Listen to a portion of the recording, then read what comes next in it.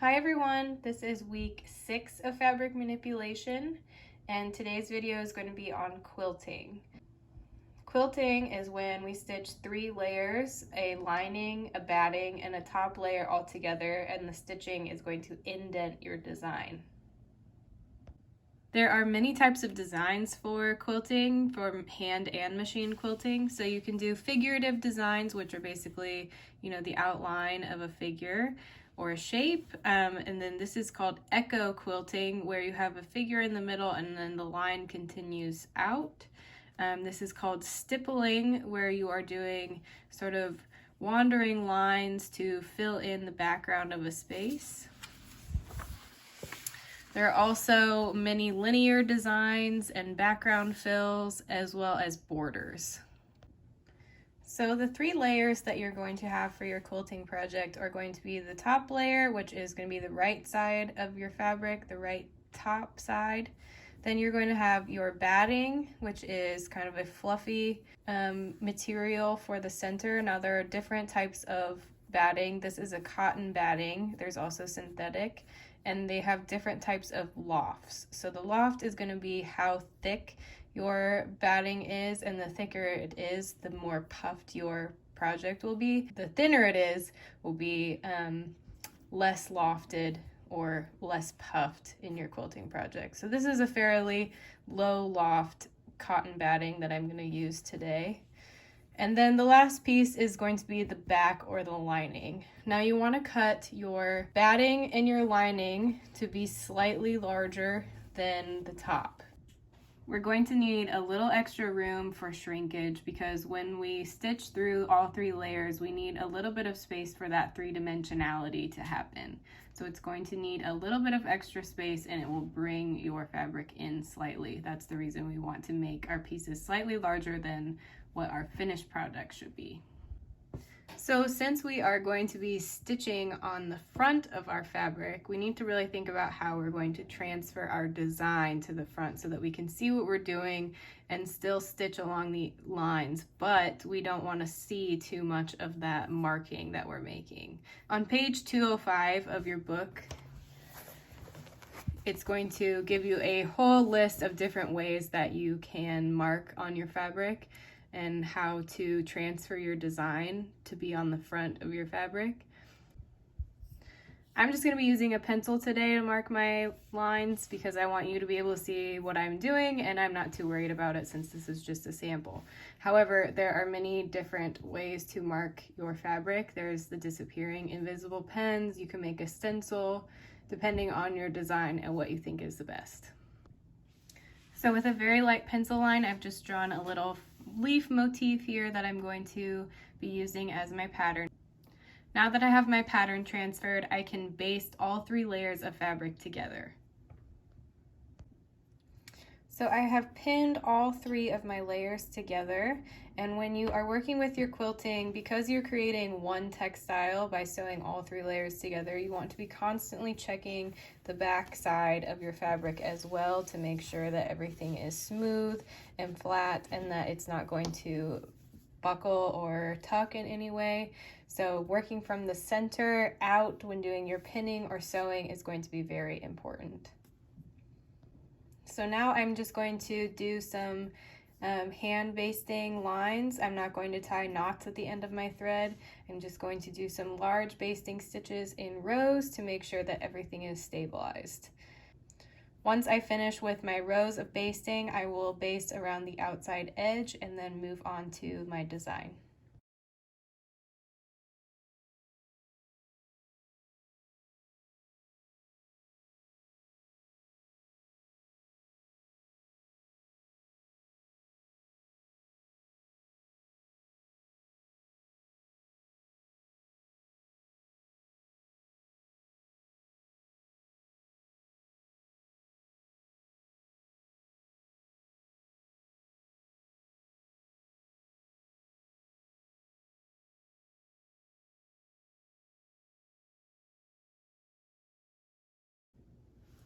So now that I have basted my pieces all together, I've made sure that both sides are nice and flat. and everything is attached, I can start to sew my design. So I have tied a small knot in my single threaded needle, and I'm going to put it up through the back of my fabric, right where my design is going to start. And I'm going to just gently pull it through the back so that it's buried inside of the batting. And then I'm going to continue to start sewing in a running stitch. And in the book, it shows you kind of a side view of how this running stitch should look. You want even stitches on the back and the front. So all of your stitches should be nice and even. I think that it looks best if you have nice small stitches. And to start stitching, you want to make small rocking motions with your needle so that your stitches come out approximately even on both sides. So coming in and out will be approximately the same. So small rocking motions with your needle.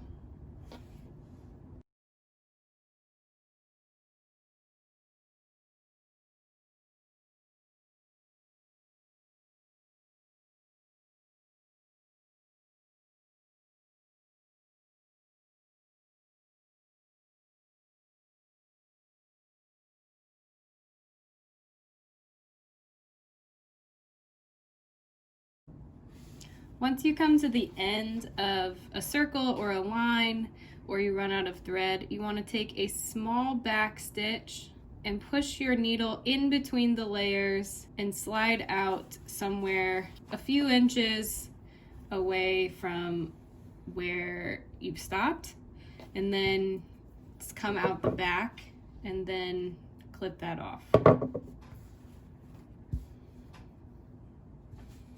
Then the end of your thread is buried inside of the project and you don't see it on the back or the front. So you can see the little puff happening inside of my leaves on the front and the back, and my stitches are fairly even on both sides. I don't see any knots. And that is the basics of hand quilting. So for machine quilting, you can do all of the same kinds of shapes that you can for hand quilting. However, certain shapes are going to be much easier to do with a machine, and certain shapes are going to be easier to do by hand based on the nature of each style. The straight lines and plaids and things like that are going to be easier on a machine because you can set a straight line and you know it's going to go straight. Some of the organic shapes and wavy lines can be more difficult on a machine just because it's harder to follow curved lines. However, both can be achieved on machine. So there are a few different things you can do to your machine to make it easier for you to use it for quilting. One of the things is using a different presser foot. So you can choose a different shape of presser foot or size so that you can measure your lines. You can use them to gauge between one line and the next. A walking foot is really helpful for quilting because it feeds everything through on the top and the bottom at the same time. Sometimes if you just have a regular foot on top, it can pull the bottom or the top fabric slightly more and you get little tucks or gathers where you don't want them. We want everything to go through at the exact same time. So this is what my walking foot looks like.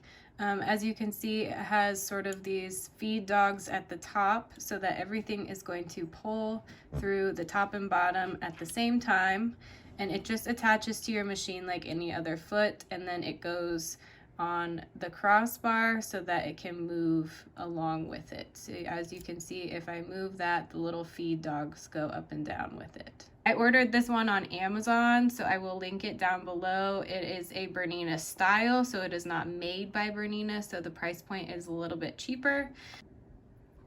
It also comes with different guides that you can attach to it to help mark different lengths of stitches in between your rows, so that can be really helpful for quilting. And if it's something that you really enjoy doing, then it's worth investing in. Also, walking foot can be helpful with all different types of fabric, things like that are heavy or that are very slippery. It really is helpful for leather work and things like that. So if it's something that you think that you would really use, then it's worth investing in.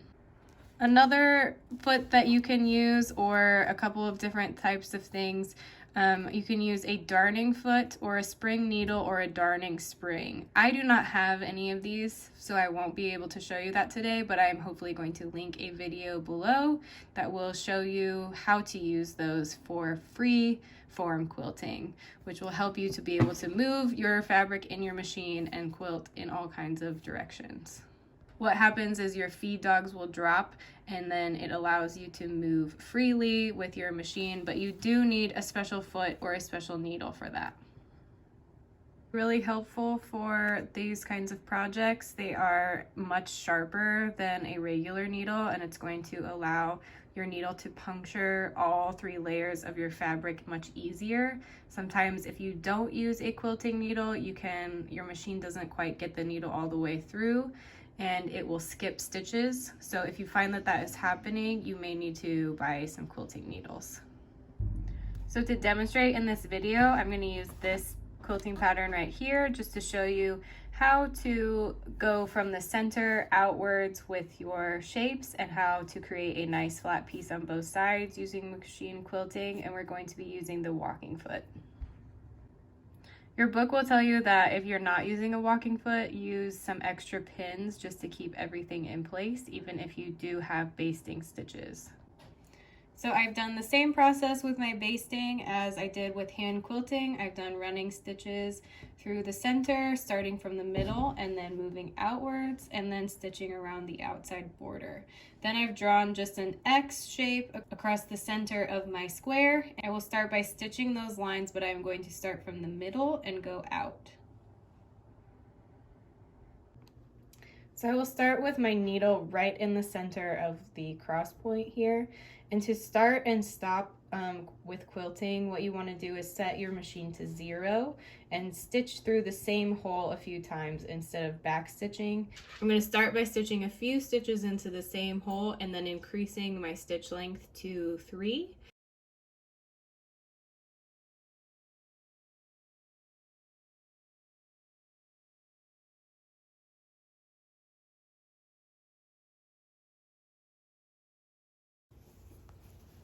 And as you can see, my stitches are locked, but it doesn't create a big extra stitch over my stitch line. Since I clipped my threads, everything looks nice and neat in the middle there, even though that was my starting point.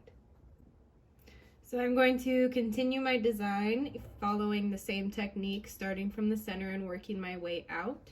And I'm going to use the edge of my presser foot as a guideline to follow to the next stitch so that I do not have to mark any other lines.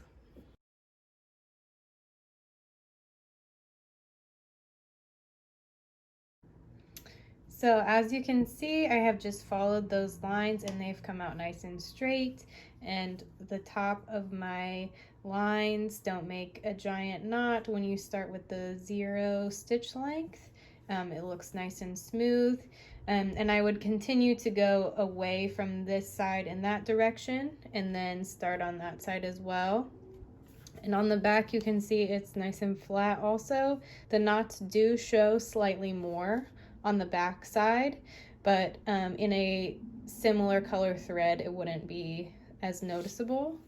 But you can see that it is continuing to make everything nice and flat and pretty, and that is how you would machine quilt. Now of course you could do a more circular design as well, but starting from the center and working out is how to get nice flat quilting on the front and back. And that is going to be the end of the video on quilting.